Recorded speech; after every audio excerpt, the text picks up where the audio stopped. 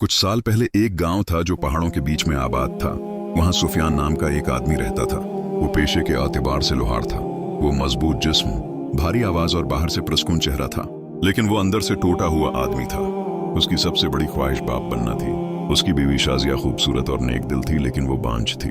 कई साल गुजर गए, लेकिन उन्हें औलाद न हुई। शाजिया हर लम्हा उसे तसल्ली देती थी। वो उसके लिए खाना बनाती थी। वो उससे मुस्कुराकर बात करती थी ताकि वो उदास न हो। लेकिन वो जानती थी कि उसके शौहर की आंखों में एक खला है जो दिन बदन बढ़ता जा रहा है।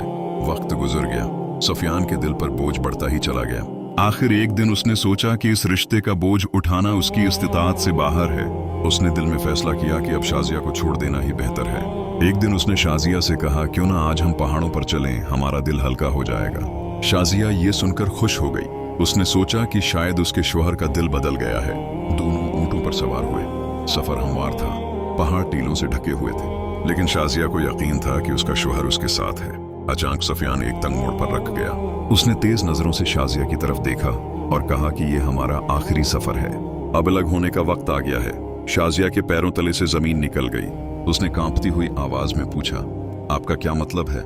सुफियान ने अजीब सी मुस्कुराहट के साथ कहा, तुम वो जगह नहीं हो जहां मैं सुकून पाता हूं। तुम मेरी जिंदगी का बोझ हो। मैं बच्चों के बगैर अधूरा हूं। तेरे बगैर मेरा रास्ता बेहतर है। ये कहकर उसने ऊंट का रख मोड़ा और अंधेरे में बहुत दूर चला गया। शाजिया वहीं बेबस खड़ी थी। पहाड़ों की खामोशी और ठंडी हवा ने उसके दिल पर जख्मों के साए को गहरा कर दिया। वो कुछ देर पत्थर पर बैठी रही, फिर वो आहिस्ता आहिस्ता चलने लगी। उसने सोचा कि एक दरवाजा बंद हुआ तो अल्लाह दूसरा खोल देगा, लेकिन उसके जिस्म की ताकत खत्म हो रही थी। वो थक गई और एक बड़े पत्थर के साए में बेहोश हो गई। चंद घंटों बाद एक बूढ़ा चरवाहा और उसकी बीवी अपनी भीड़ बकरियां चराते हुए वापस आ रहे थे। उनके माथे पर मेहरत का हाथ था। हाकिस वापस जा रहे थे। मुहर्रत की सख्ती की वजह से उनके हाथ खड़दरे थे और धूप की वजह से उनके चेहरे झलस गए थे। अचानक उनकी नजर शाजिया पर पड़ी। वो दोनों डरते डरते उसके करीब आ गए।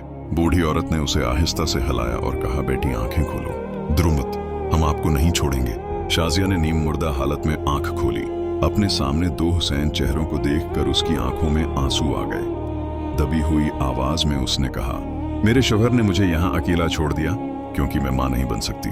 बूढ़े चरवाहे और उसकी बीवी ने एक दूसरे की तरफ देखा तो बूढ़े ने कहा, बेटी ये पहाड़ कमजोरों को बर्दाश्त नहीं करते, लेकिन हम तुम्हारा साथ देंगे। आओ हमारे साथ चलो, जिंदगी यहीं खत्म नहीं होती। शाजिया ने कमजोर मुस्कुराहट के साथ सिर हिलाया।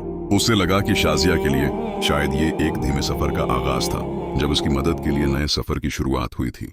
बूढ़े चरवाहे और उसकी बीवी की खिदमत और देखभाल उस वक्त दौर एक बस्ती में सुफियान गांव के लोगों को बताता रहा कि उसकी बीवी कहाँ चली गई है, और वो हर महफिल में उसके चेहरे पर नम होता और उसकी आंखों में नम होता, जबकि हकीकत ये थी कि वो एक नई जिंदगी शुरू करने का ख्वाब देख रहा था। इस दौरान वो एक बहुत ही खूबसूरत, नाजुक और पुरतैश लड़की थी। उसकी बातों में गुरूर झलकता था।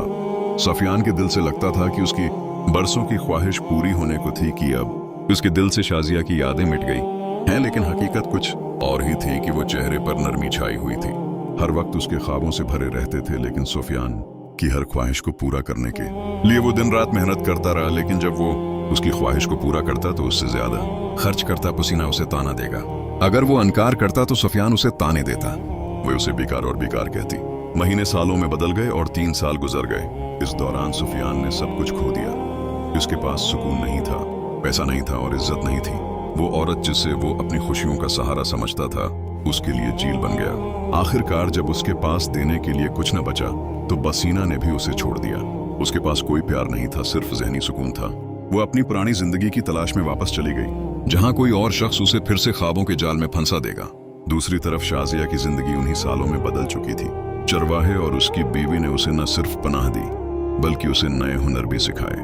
वो खेतों में काम करती, वो बकरियां चराती और आहिस्ता आहिस्ता अपना टूटा हुआ दिल भी हाल कर लेती।